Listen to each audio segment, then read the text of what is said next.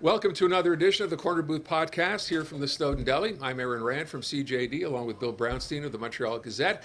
And our guest today, Montreal businessman Frank Baylis, who you're going to be hearing a lot more of because, Mr. Baylis, you have become the first person to officially throw your hat into the ring as leader of the federal Liberal Party and possibly Canada's next Prime Minister. So welcome. Thanks for being here. Well, thank you. Thank you for having me, Aaron. And the question is, why?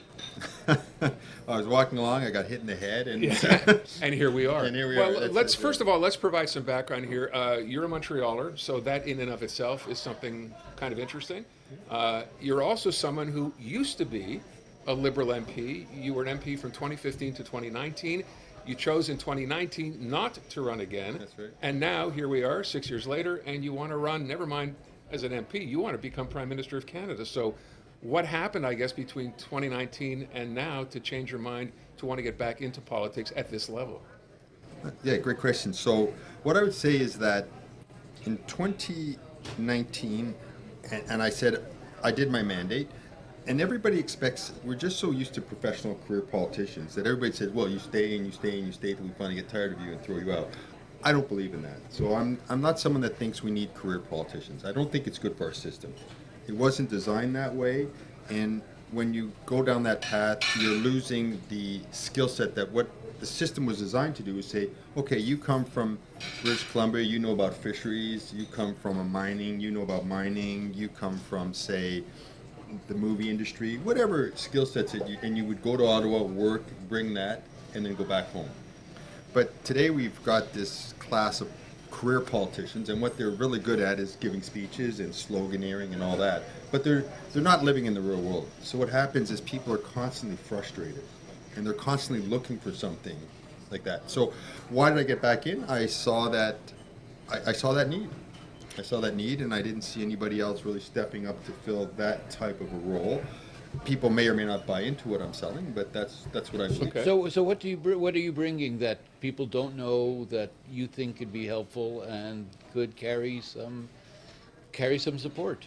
Sure. So a little bit about my background. My dad's and my mom are both immigrants. My dad came from the UK, and my mother's a Barbadian lady. She was a nurse, and she came from Barbados.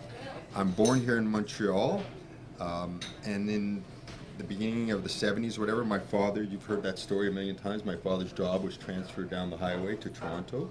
So then I grew up in Toronto, but my parents always loved Montreal. This is where they came in the 50s when it was the city of Canada, and when my father got a chance to come back, they came back here.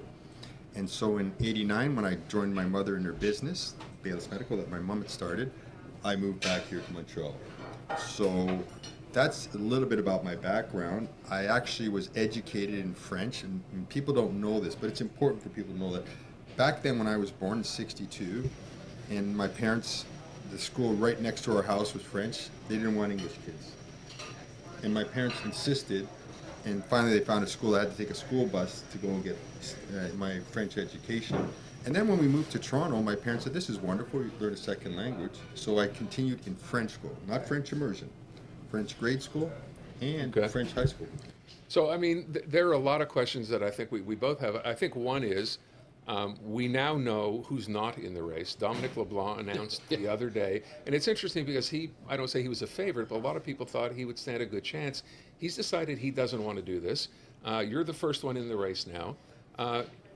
And I guess it's almost an advantage for you, given what we're hearing now, that you don't have a connection to the Liberal Party as it is today. Yeah. Because that's something the opposition will use in the case of Chrystia Freeland, for example, to say, look how close she was to the Prime Minister. You're just getting someone else like Justin Trudeau, but it's not Justin Trudeau. How are you different?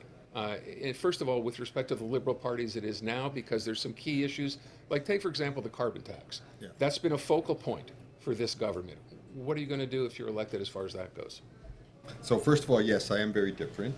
I am a businessman, and I'm a professional engineer by training. Okay, so I tell this story. If you have the engineer, by the way, my daughter's a lawyer, so I'm not knocking lawyers, but if you have the engineer and the lawyer, they're walking down, we look on the ground, something's broken, my brain's right away going click, click, click, click, I can do this, I can do this, I can fix it. The lawyer's like, okay, don't touch it, we're going to believe you. I'm not knocking lawyers, but I'm just saying, so I bring that mindset. when I see something, my brain's right away, oh yeah, I can fix this. Let me get to work. That's a professional engineer and an entrepreneur and a businessman's brain working. That's what I bring to the table. And quite frankly, it's the polar opposite of what who we're going to be running up against, Mr. Polyev, who is an amazing giving it speeches, amazing sloganeering. That's where it starts. Unfortunately, that's where it stops because he's done nothing else in his life. I think it's 21 years now he's been elected and going strong. So I think Canadians want someone that's going to say, hey, I can fix this. And it's not about throwing more money at it. It's not about that. It's about re-engineering it, rethinking how we're doing it. That's what I want to bring. And I think that if I stand up there, look, let's be honest, we're doing terrible in the polls now. But I'm not afraid of that. I think if we gave Canadians a real opportunity to say, okay, what a contrast. A person that spent his entire life giving speeches and getting people riled up, or someone that spent his entire life fixing things, building companies, creating great jobs.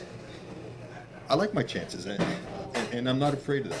Okay, but I'm He asking asked about the specifically carbon about tax. the carbon tax, right? Yeah, I was ducking that. Yeah, that's Pierre Poilievre's main point. Every speech, every slogan, Right. Absolutely, axe the absolutely, tax, axe the absolutely. tax. I've not heard obviously the Prime Minister, even when he resigned, brought that up and saying that would be the wrong direction for Canada to head in. So what's your plan? Okay, so we'll talk about the tax and we'll talk about affordability right afterwards, if I can say that. But Pierre Poilievre's done a great job of saying, okay, we have a real affordability challenge right now. And I've got the quick solution, it's this carbon tax. It's not true. It's not true. That's going to be a hard sell, I get it. But what I tell people is this. As a society, we used to, years ago, take our garbage and just dump it anywhere. And then we got together and said, look, this isn't right. So we pay for garbage trucks, we pay for recycling, we have dumps. It costs money. There's a cost to it. But we say, you're not dumping garbage everywhere. We protect our land. The same thing is true for our riverways and our lakes. We used to take all the sewage of a city and just pour it in the lakes and hope for the rivers and forget about it. Now we say, there's no way you're doing that. We have sewage treatment plants. We have all these things in place to say we've got to treat this stuff before we just pollute our waters. So we don't allow you to pollute the earth, and there's a cost for that. We don't allow you to pollute our waters. There's a cost for that. Right now, there's going to be a cost one way or the other. I'm not married to the carbon tax, but I think telling people you can have clean air, don't worry about it, and there's no cost, this is not true. Simply not true. I have been to the cities where you don't see the sun for 4 or 5 days because of smog. There are cities right now in the world where they say, okay, today the kids can't play outside. There's all kinds of medical issues. Obviously, there's global warming and the climate change and all that. So we need to deal with this.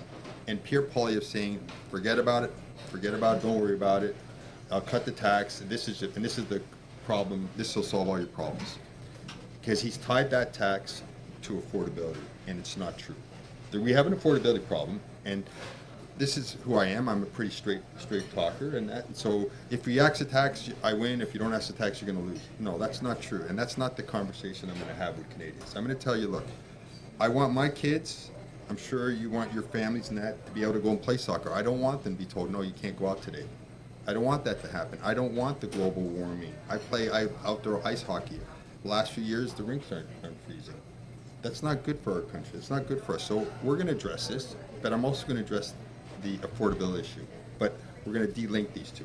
And he's done a great job of linking them. And in your opinion, they don't need to be linked. There is no link. There's not link. There shouldn't be. It's not the affordable issue. We have a major price problems with housing, with rent, with groceries. Yeah. Where does that come from? Where does that come from? That comes from the fact that we're not creating enough good jobs for Canadians. We're not investing in Canadian innovation, Canadian know-how. That's where I come in. I'm someone that's built companies, I've built high-tech companies, employed engineers, manufacturing, all in Canada. Thousands of people, families grown and built off that, fed. I'm proud of that accomplishment. And not only that, we get that going good, so we got a great job by investing in Canada and Canadians, and at the same time, our dollar goes up.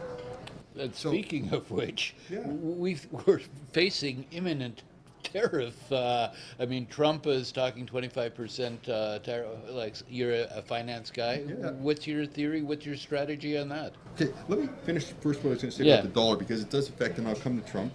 But what I was going to say is, most of our produce, or I wouldn't say most of it, but a lot of our produce, say for example, comes from California. Right. California. So the grocer has to go and buy that produce in U.S. dollars, bring it up to Canada and sell it. And guess what? Every time our dollar goes down, Sure. that goes up. But so what does the average politician do? Well, I had those guys up in Ottawa, and didn't I just ream into them and tell them off and tell them they got to do something? And can you vote for me? And let's move on. But that's not a solution. Our solution is, you want affordability, we got to get our income up, and we got to get our dollar, and then our dollar will go up, and we are fiscally responsible, and then at the same time our prices will go down because we'll have our dollar will get stronger. Yes, So that's about the affordability. Right, but- I'll come to So, I mean, essentially, that's all well and good, but I mean, if he starts imposing 25%, okay. what's your take? All right. So I'm going to protect Canadians. Okay. I'm going to protect our jobs, our industries, our households. How?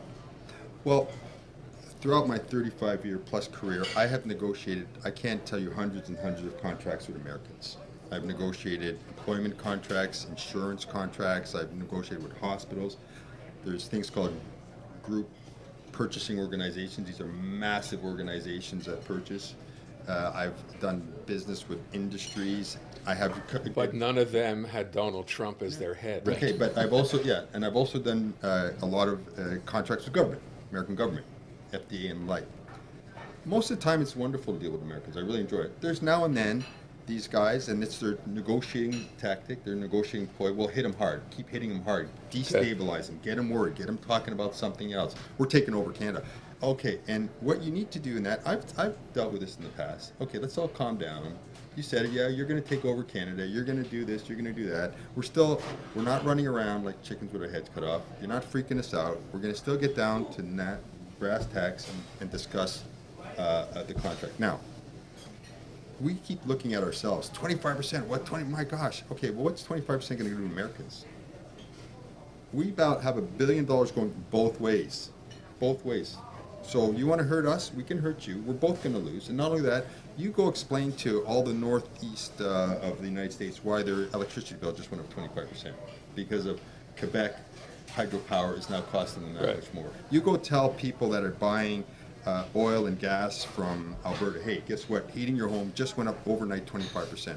So yes, it's not good to go into trade war, but we can push back. I'd say we prepare for it, but we don't let him destabilize us, which is a classic tactic of some of these negotiators.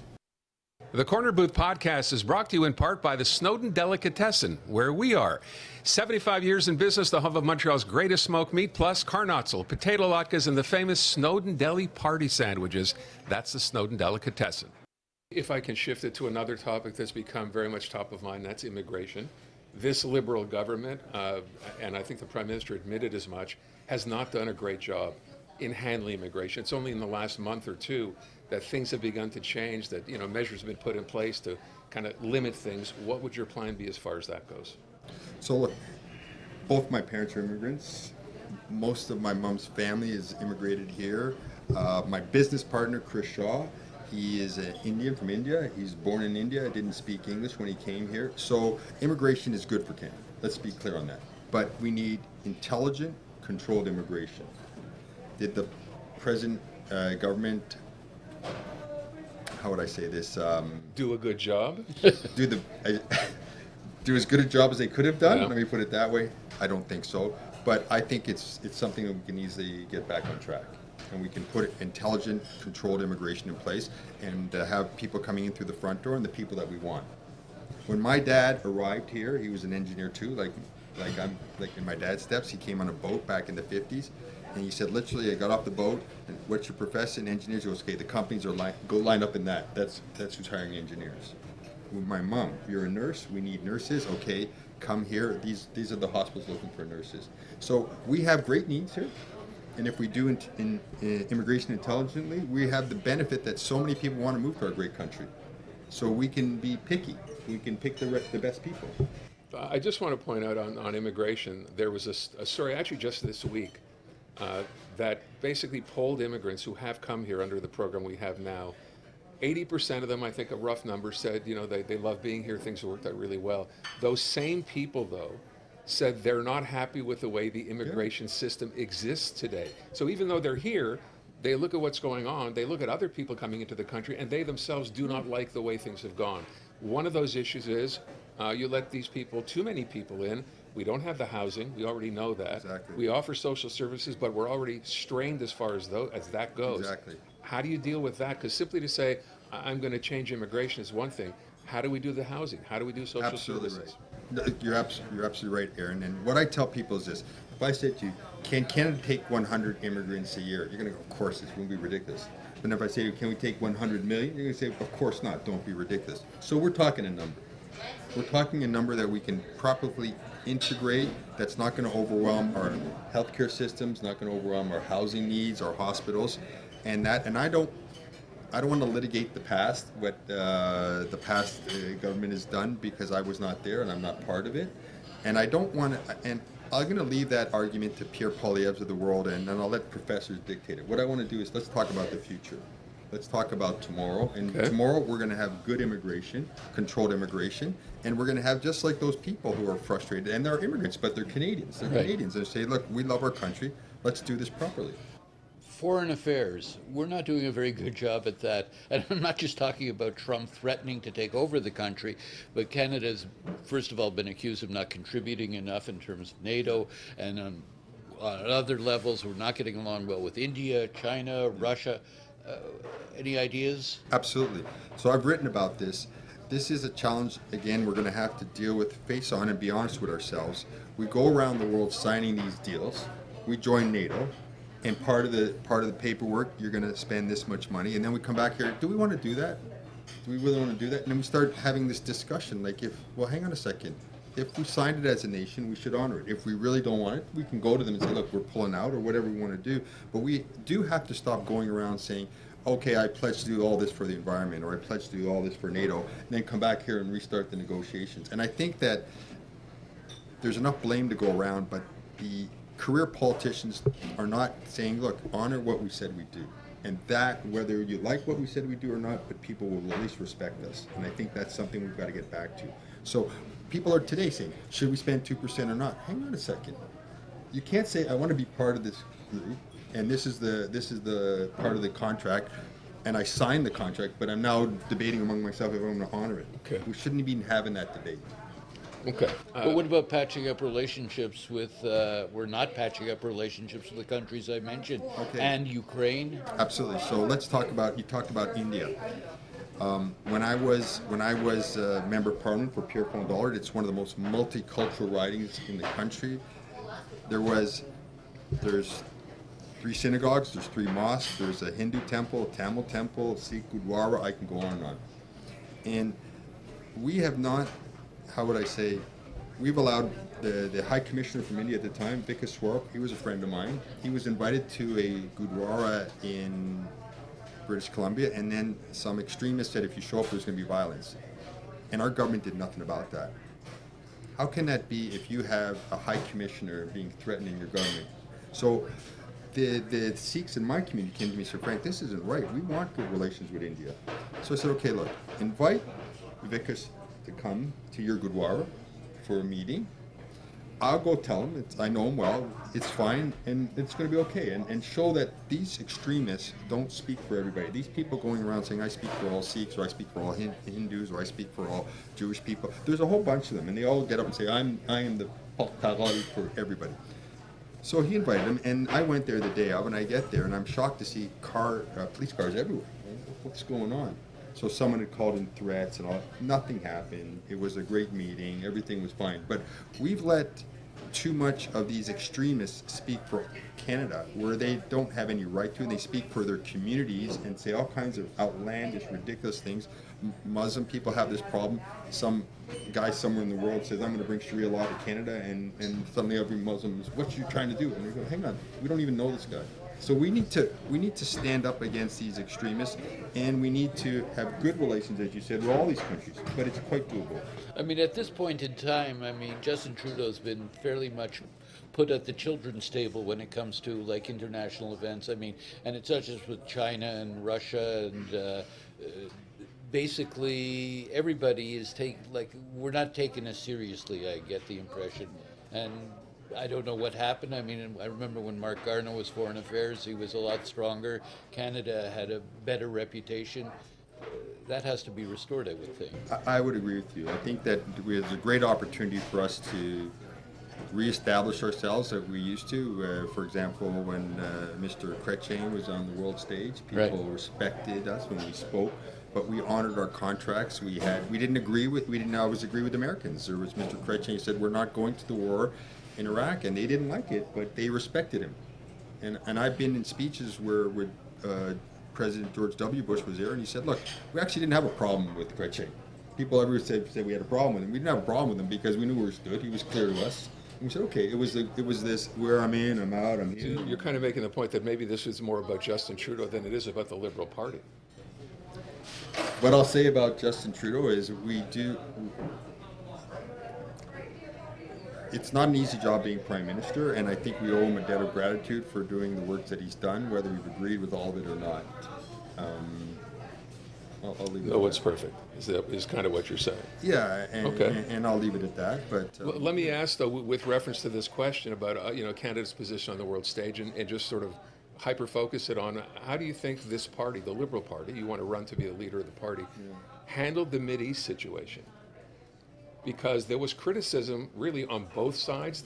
It seems to me the government never firmly came out one way or the other. They'd say one thing on a Monday, they'd say something else on a Tuesday. How do you think they handled that? Could it have been better? Should it have been better? I think that absolutely. I've been involved with the Muslim community. I've been worked on the Islamophobia file. The minute I was elected, we were talking before we started about my friend Marvin Rotran, and I'm part of his group, United Against Hate. We just got the second summit on anti-Semitism in place. So I've been keenly aware of the challenges that both communities have had for years and supported. I'm fighting anti-Semitism, and at the same time I'm fighting Islamophobia. And I go into these communities, and both sides are extremely upset with the party right now. And both sides are good people. They want a good Canada. Look, I was just at my local synagogue in, I'm not Jewish, but I know when I was a member of Parliament in Pierrefonds-Dollard, and that synagogue was firebombed twice. Yeah. This is in Canada. Now, thank God no one was hurt, but this is completely unacceptable. So first thing with all these issues, we say, look, you may have all kinds of issues and concerns about what's going on somewhere in the world, but first and foremost in Canada, this is not to be tolerated whatsoever. I don't think anybody's spoken up firmly and hardly enough. Look, I understand you may be upset about this or that, but you are not going to attack a Hindu temple like what happened in Brampton. You're not going to be burning or trying to shoot at a synagogue. It's just no, and we need to make sure our laws are firm, hard, and we deal with these people in the absolute harshest terms because they don't represent us. They don't represent Canadian values. And I can tell you, I've been in all these communities, so absolutely could we have done a better job?